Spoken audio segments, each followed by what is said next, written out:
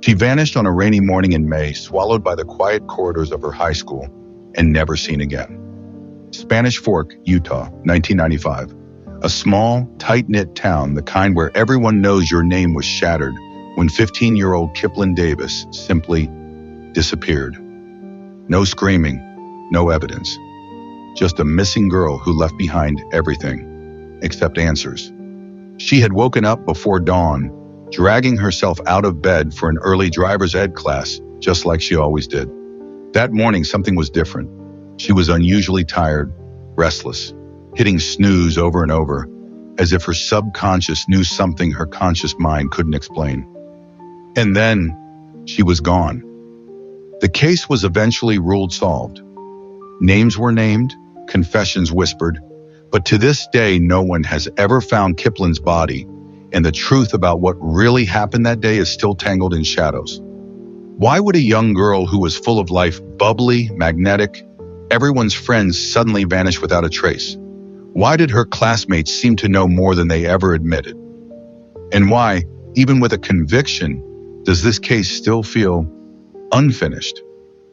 Tonight on True Crimes by Dominik, we're peeling back the layers of a story that has haunted Utah for nearly 3 decades. A case that feels solved, but isn't over. Not for Kiplyn, not for her family, not for anyone who dares to look deeper. So grab your coffee, settle in, and let's step inside the mystery that still refuses to die.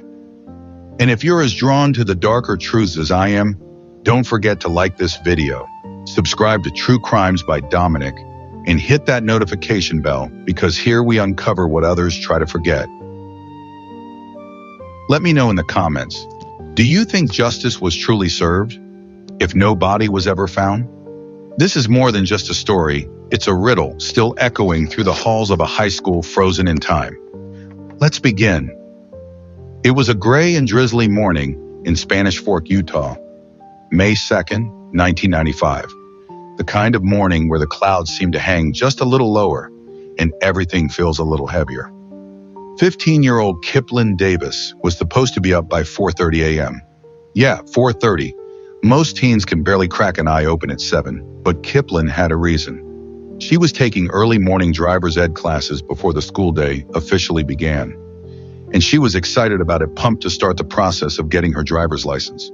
It was a huge milestone, and she couldn't wait. But that particular morning, something was off. She just couldn't wake up. Kiplyn kept hitting the snooze button over and over, slipping back into sleep like so many of us have, half aware, half dreaming, the alarm just background noise. Around 5 a.m., her dad, Richard, realized something wasn't right. He walked into her room to find her still in bed.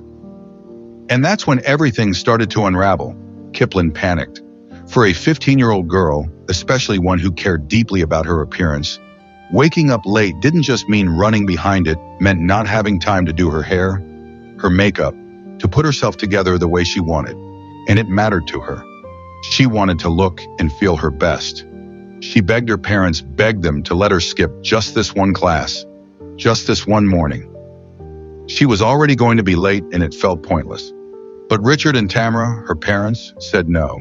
They reminded her how badly she wanted that license, how much she'd been looking forward to this. It was a hard no. Kiplyn didn't take it well. She stormed out of the house in tears, visibly upset, and got into the car where her mom was waiting to drive her to school. She felt unprepared, emotionally raw, and frustrated. That typical teenage cocktail of big feelings and small moments that seem massive in the moment. But by the time they pulled up to Spanish Fork High School, Kiplyn had calmed down at least a little. That fire had cooled into a quiet simmer. And as teenagers do, she seemed to bounce back quickly. She went to her driver's ed class. She went to her morning classes. And then, somewhere in the middle of an ordinary Tuesday, Kiplyn Davis vanished. Her dad, Richard, got home just after 3:30 that afternoon. He expected Kiplyn to already be there, maybe grabbing a snack or working on homework. But she wasn't. He figured maybe she'd stayed late at school. She was involved in the drama club after all, and sometimes they had rehearsals or meetings. It wasn't strange. Not yet. But when he checked the answering machine, he heard something that made his stomach turn. There wasn't a message from Kiplyn.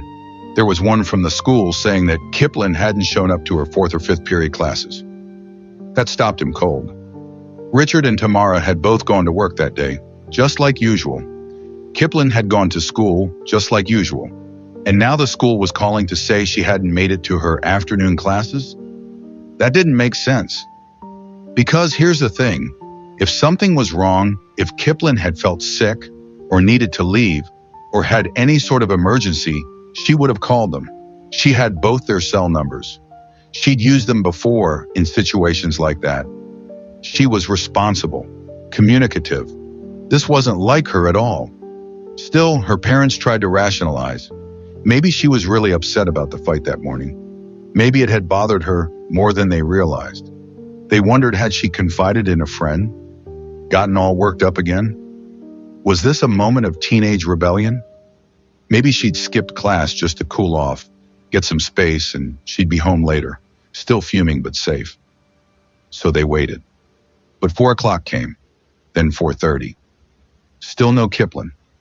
By 5 p.m., a slow dread began to set in. That quiet panic that builds in your chest when something doesn't feel right, and then starts to look very wrong.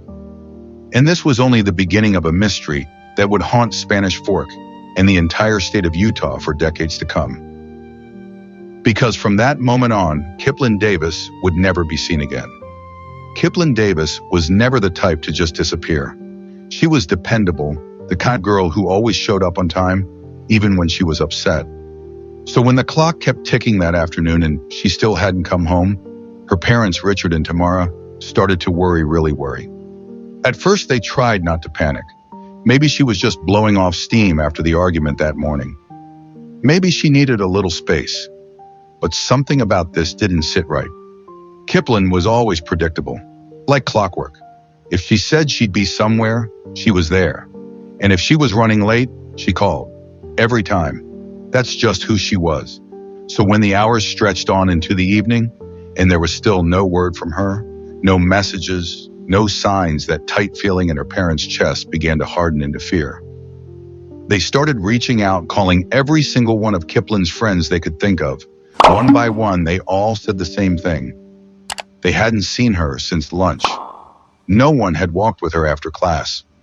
No one remembered her saying she was going anywhere.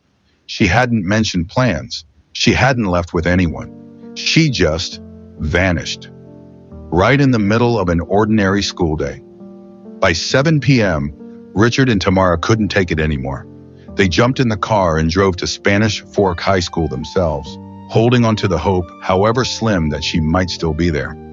Maybe she lost track of time. Maybe she was working on something. Maybe she was hiding out and just needed a little space. But when they arrived, the school was quiet, empty. They searched every hallway they could access, peeked through classroom windows, circled the parking lot. Nothing. Kiplyn was nowhere to be found. Still clinging to any possibility, they drove next to the church. Kiplyn was deeply involved in her faith and spent a lot of time there volunteering, attending youth group, connecting with friends. Maybe, they thought, she had gone there for comfort. But when they arrived, the church was just as still and silent as the school. No one had seen her. No one even knew she'd been missing. That's when they called the police. But instead of urgency, they were met with something else entirely, doubt. Because of that small fight that morning, and because Kiplyn had skipped her first period class, the police labeled her as a likely runaway almost immediately. A teenager acting out. Nothing to worry about. She'd probably be back by morning. But her parents knew better. This wasn't like her. Kiplyn didn't run away. Sure, they'd argued before over chores, over curfews, over typical teenage things, but she always came home. Every time. And besides, she had things to look forward to. Big things. Kiplyn was excited about life. She had driver's ed that afternoon and she loved it. She was just weeks away from getting her license. Her older sister was about to get married and Kiplyn was over the moon about it. She had drama rehearsals, church events, friends. She wasn't some troubled kid trying to escape. So while the authorities sat back, assuming she'd turn up, Richard and Tamara took matters into their own hands. They started calling more friends. Then those friends gave them other numbers, acquaintances, classmates, anyone who might have seen Kiplyn that day. It turned into a chain reaction of phone calls, one leading to the next, until finally they landed on a name: Eli. Eli was a student at the school, someone who had seen Kiplyn at lunch that day. He told her parents something that chilled them to their core. He said that after Kiplyn ate lunch with her usual group of friends, he saw her talking to a student named Chris Jepson.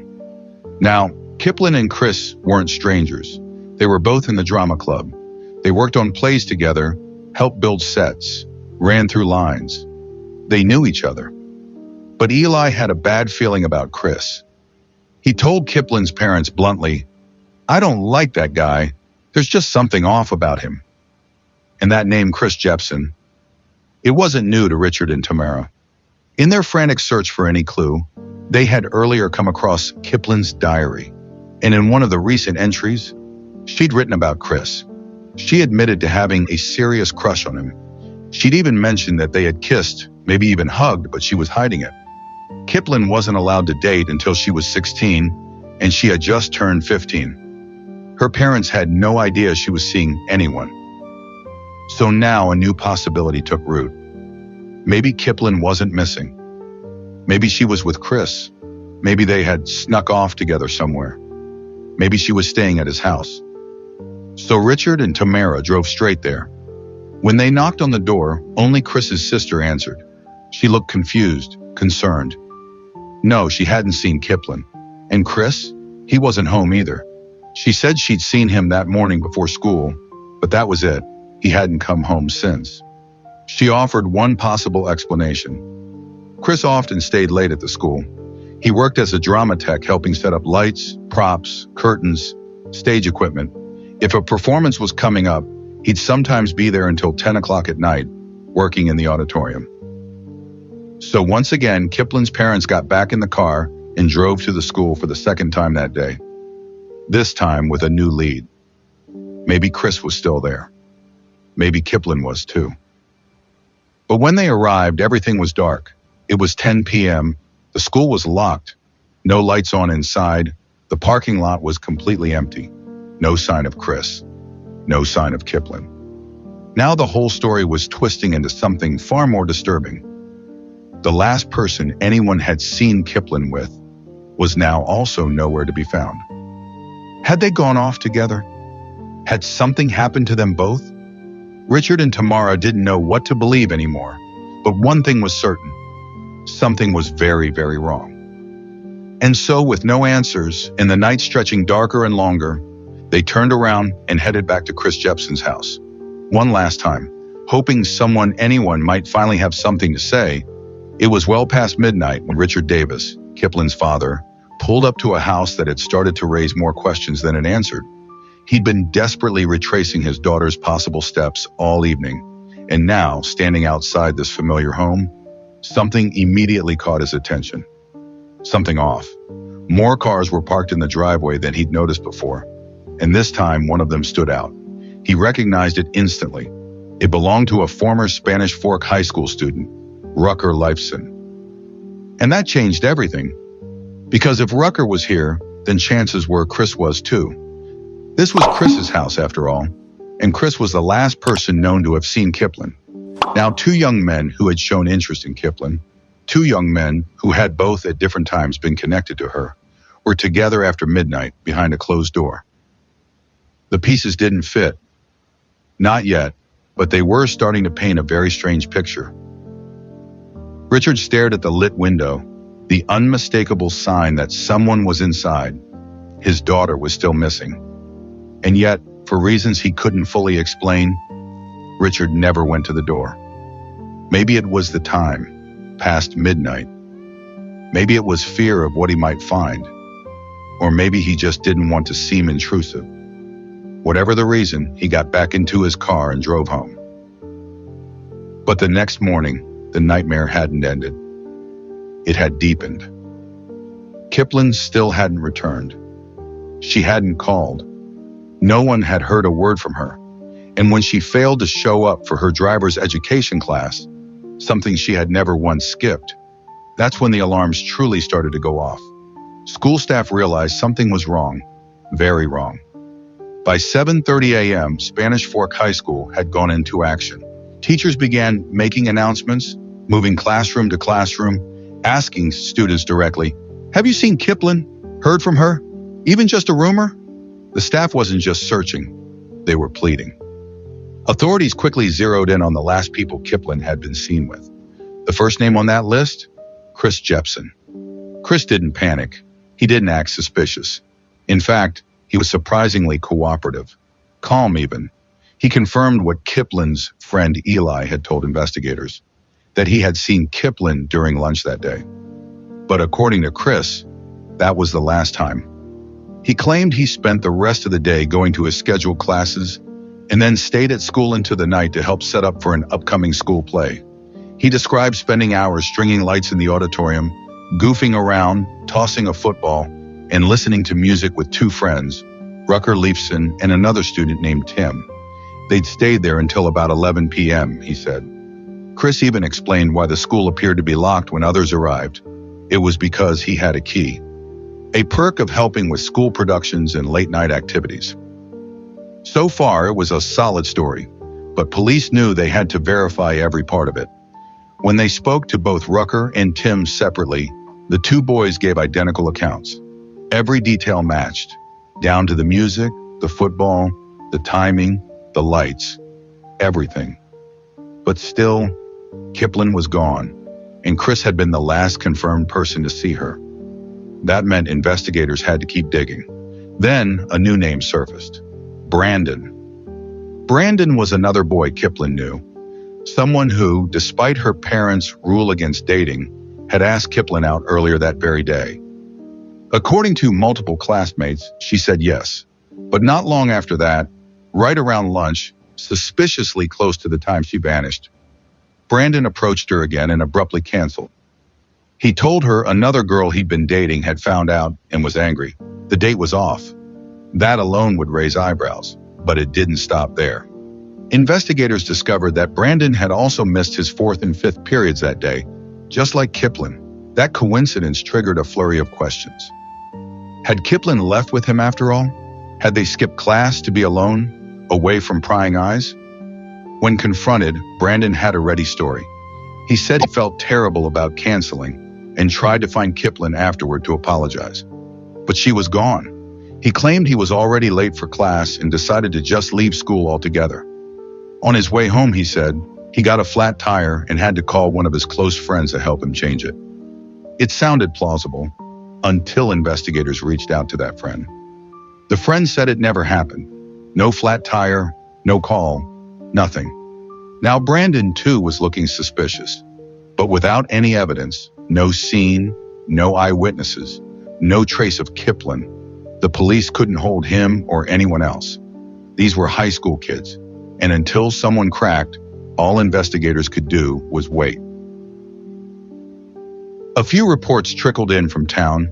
Some said they'd seen Kiplyn on Main Street after lunch, walking alone. Others claimed she may have come back to school between her fourth and fifth periods, but none of these sightings were confirmed, and in fact, one person who said they saw her later recanted their statement entirely. Then came a discovery that made everyone stop in their tracks. Kiplyn's locker hadn't been touched. Her purse, her school supplies, everything was still there. She hadn't taken a single thing with her. Whatever happened that day, she hadn't planned to be gone long. That much was clear. And slowly, painfully, the theory that Kiplyn might have just run away began to fade. It didn't make sense anymore. Not with everything left behind, not with her total silence. As the days turned into weeks and the weeks into months, police began to lean toward a terrifying conclusion. Something bad had happened to Kiplyn. Rumors started flying, whispers in the hallways, conversations behind closed doors.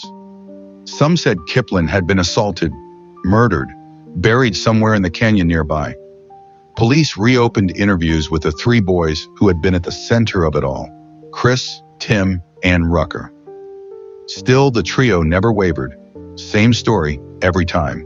Lights in the auditorium, football, music, 11 p.m. Nothing more, nothing less. But then, something unexpected happened. A full year after Kiplyn disappeared, Chris showed up at the Davis family's doorstep. Just showed up. No warning, no call. Just a boy with something heavy on his heart. Richard Davis opened the door and saw Chris standing there. And for a moment, his heart stopped. This was it. This was going to be the moment he learned what happened to his daughter. Chris looked shaken. He said he needed to get something off his chest. Richard braced himself. And then Chris said, "I didn't do anything to Kiplyn." That was it. No confession, no new details. Just that. To Richard, that made no sense. Why come all this way just to say that? After a full year of silence? Richard pressed him. He demanded answers. Why are you here? What do you know? What did you do to her? Chris started to panic. He got flustered. Then, without saying another word, he turned and left. Richard was left standing in the doorway, more shaken than ever before. The whole thing felt wrong, like there was more behind Chris's words than he was willing to admit. Richard immediately reported the encounter to authorities, and they agreed. It was strange, very strange. The mystery around Kiplyn Davis had deepened once again. But now the question wasn't just what happened to her. It was who was going to break first. So after nearly a year of running in circles, investigators decided it was time to turn up the heat. They brought in the three young men, Tim, Rucker, and Chris, for formal questioning. But this time, they weren't just going to talk. Each of them would be asked to take a polygraph test. The idea was simple. Get them to repeat the same story they'd told countless times over the past year and see if anything cracked under pressure. But then, something happened no one expected. When Tim sat down to write his official statement, he didn't repeat the old story. He didn't stick to the script. Instead, he gave them a brand new version of what happened the day Kiplyn vanished. Tim said that after lunch on that day, he left school with Rucker and Kiplyn. The three of them went up to the local canyon, and then, he claimed, at some point, Kiplyn and Rucker wandered off together. Just the two of them. Tim waited. Eventually, Rucker came back, but Kiplyn didn't. She was gone. Now this was huge. Investigators were floored. After a year of silence, it finally felt like they had something. A thread to pull. A direction. But just as quickly as this door opened, it slammed shut. The second they started pressing Tim, asking hard questions, he panicked. He tore up his written statement, threw it in the trash, and doubled back to his original story, pretending the confession had never happened. But law enforcement wasn't letting go that easily.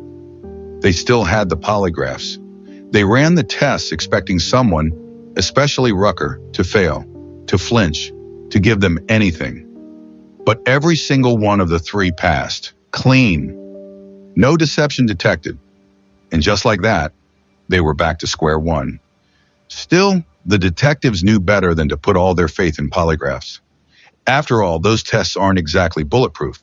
So they sent search teams and cadaver dogs back into the canyon, hoping maybe, just maybe, they'd find something. They didn't.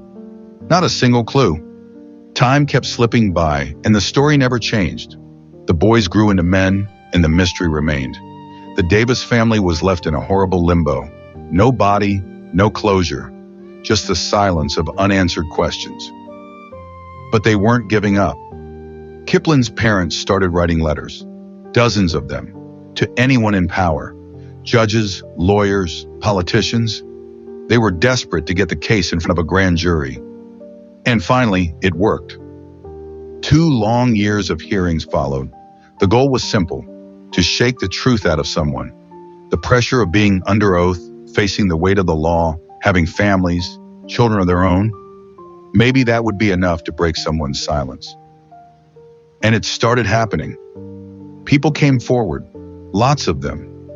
Friends from high school, acquaintances, party buddies, people who'd brushed shoulders with these men years earlier. They all had one thing in common. They remembered strange, disturbing things. One witness recalled being at a party with Tim when a news story about Kiplyn came on the TV. Tim, seemingly triggered by the mention of her name, snapped. He said he knew where she was. and that she deserved what happened to her. Then came something even darker. Chris's own wife stepped forward. She told investigators that during a casual movie night, she playfully asked her husband, "What's the worst thing you've ever done?" Chris looked her dead in the eye and said, "What if I told you I killed Kiplyn Davis?"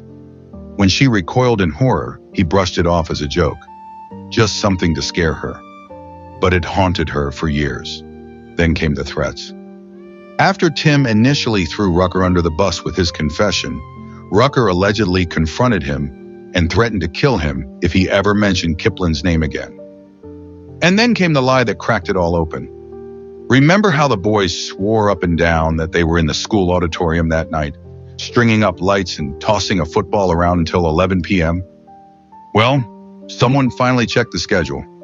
The auditorium was booked that night for a choir performance. Their airtight alibi completely shattered. After hearing all the testimony, the Davis family finally did what no parent ever wants to do. They declared Kiplyn dead. The official date was set, May 2nd, 1995. They even erected a headstone for her, so that when she was finally found, she could be brought home and laid to rest. But the grand jury didn't get the full confession they were hoping for. The men stuck to their stories. Tim refused to repeat what he had once admitted. Still, there was enough to charge them all with perjury. Tim, considered the center of the storm, was hit hardest. 12 years in prison for lying under oath. Chris received 5 years. Rucker got 4. Tim's sentence was longer than anyone expected, mostly because most of the testimonies pointed right at him. He ended up holding one of the longest perjury sentences in American legal history, with 15 separate counts stacked against him. And while those charges didn't solve Kiplyn's case, they did lay the groundwork for something bigger. Murder charges. Authorities felt they finally had enough circumstantial evidence, along with years of pressure, lies, and confessions, to charge Chris and Tim with the murder of Kiplyn Davis. And when they did, the floodgates opened. More people came forward. More strange stories surfaced. Even Tim's own sister testified against him. She said he was a habitual liar and that she had serious doubts about his innocence. And then came the moment they'd all been waiting for. In 2011, Tim cracked. He pled guilty to manslaughter, and he gave his version of what happened. He said that on that day in May, he and another person, who he refused to name, went with Kiplyn up into the canyon. The same story he'd once hinted at years before. At some point, Kiplyn and the other person wandered off together. Tim said he waited, and when he finally went to look for them, he found the unthinkable.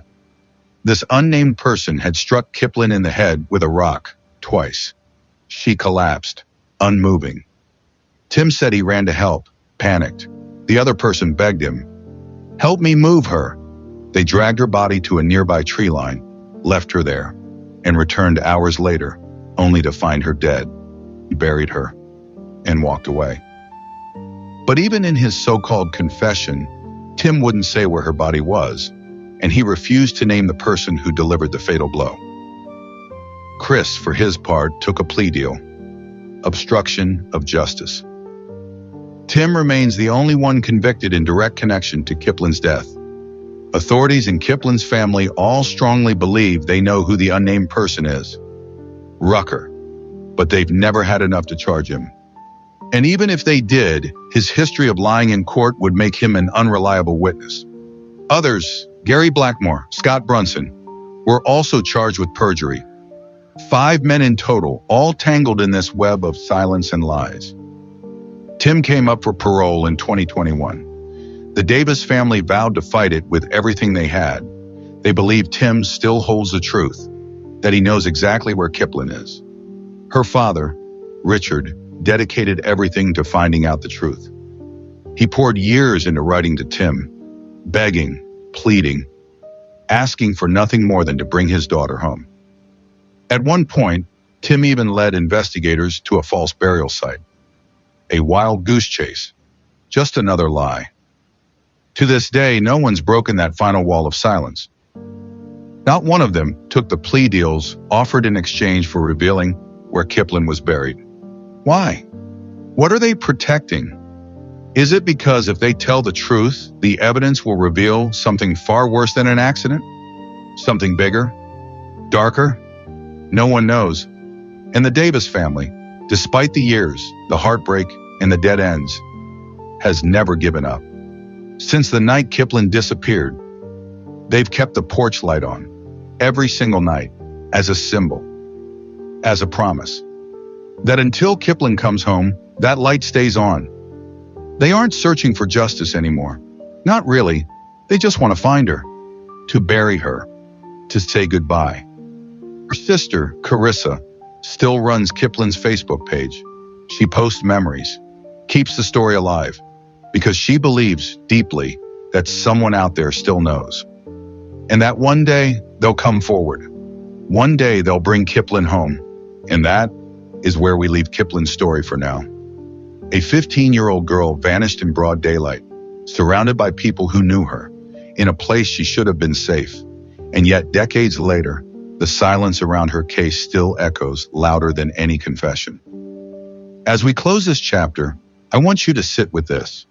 How many more families are out there, waiting in that same silence, waiting for answers, for justice, for the truth to finally come up for air?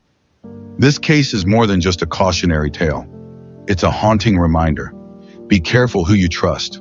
Speak up when something feels off. Share your location, check in. And if you're young, even if it feels frustrating, understand that the rules, the curfews, the restrictions, they come from love, from parents trying to protect their children from monsters that don't always look like monsters. To Kiplyn's family, we see you, we hear your pain, and we're not looking away. If you're watching this right now, I ask just one thing. Leave something kind for Kiplyn or her family in the comments below. No theories, no speculation.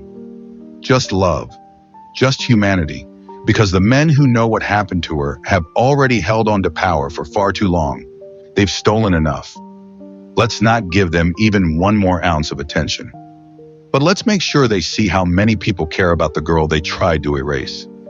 If you found meaning in this story, if you felt something, share it. Like this video so it reaches more people. Subscribe to True Crimes by Dominik. We release new stories every 2 days, and each one deserves to be heard. And when you do, turn on that little bell. Not for me, but for the next voice that needs to be amplified. Because silence protects the guilty, but stories, they keep the truth alive. Until next time, stay safe, stay aware, and stay human.